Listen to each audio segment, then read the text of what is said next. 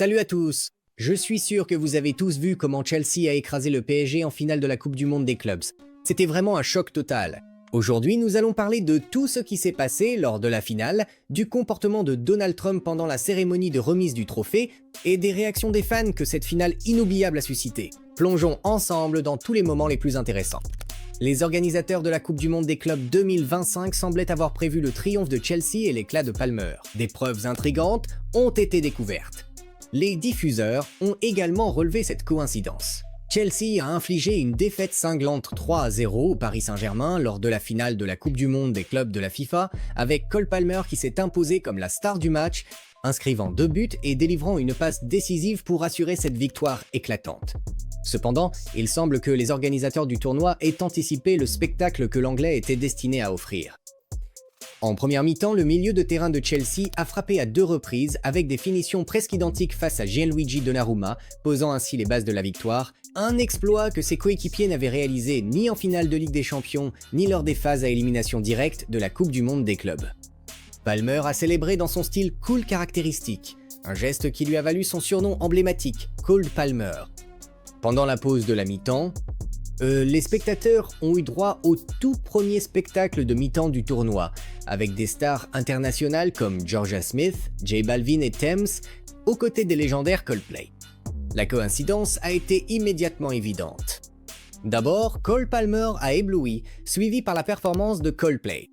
Même le diffuseur officiel DAZN n'a pas pu s'empêcher de souligner ce parallèle sur ses réseaux sociaux. La prédiction de la FIFA concernant le triomphe de Chelsea a été encore renforcée par le lien de Coldplay avec la même ville que Chelsea. Le groupe s'est formé à la fin du XXe siècle parmi les étudiants de l'University College de Londres. La coïncidence de la Coupe du Monde des clubs ce jour-là a amplifié le spectacle des exploits de Palmer et de ses coéquipiers de Chelsea. Continuons à avancer. Les joueurs de Chelsea ont été stupéfaits après que Donald Trump se soit joint à leur célébration du trophée de la Coupe du Monde des clubs après une victoire 3-0 contre le Paris Saint-Germain dimanche.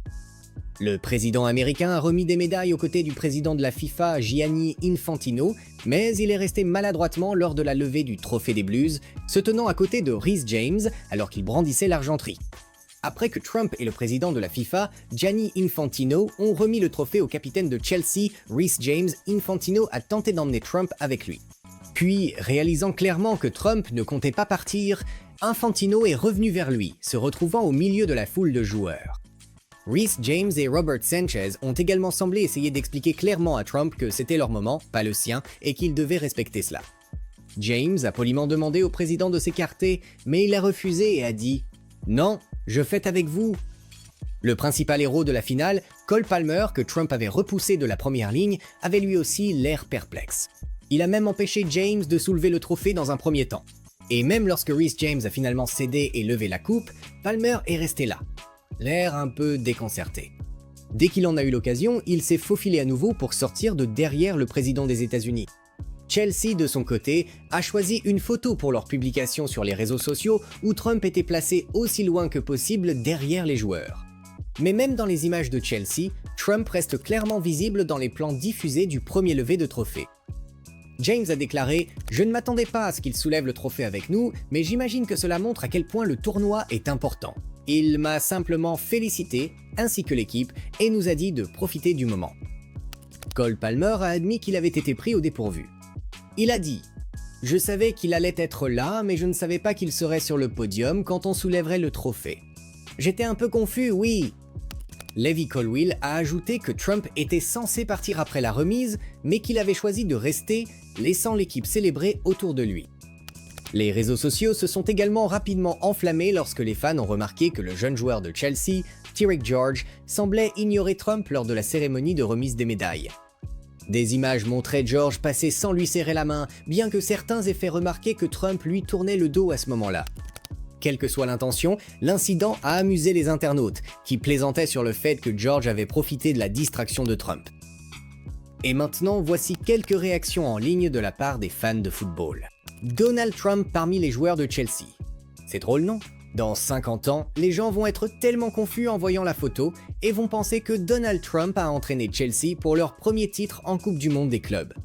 Que vous l'aimiez ou le détestiez, cette photo est iconique. Donald Trump aide Chelsea à soulever la Coupe du Monde des clubs. La finale de la Coupe du Monde des clubs entre Chelsea et le PSG a été entachée par des scènes après le coup de sifflet final. Au milieu de la bagarre, après un match particulièrement tendu, Luis Enrique est apparu et a semblé gifler João Pedro de Chelsea, qui s'est retrouvé au sol. S'exprimant après le match, l'entraîneur du PSG a insisté sur le fait que son intention n'était de blesser personne. Cela aurait pu être complètement évité à la fin, a déclaré l'Espagnol. Mon objectif est toujours d'essayer de séparer les joueurs, c'était mon but. Il y a de la tension, il y a de la pression. Dans des images diffusées par DAZN, Enrique lui-même semblait regretter l'incident, confiant à un assistant lors de la cérémonie de remise des prix. « Je ne suis pas idiot, il est juste là. Il me pousse, je le touche et il tombe !» Bien que les cartons jaunes et rouges distribués pendant le tournoi soient annulés à la fin de celui-ci, le règlement de la FIFA permet d'imposer des sanctions pour conduite violente après coup. L'expert en arbitrage Héctor Aldig González a commenté l'incident en déclarant « Si l'on regarde l'action, c'est sanctionnable ».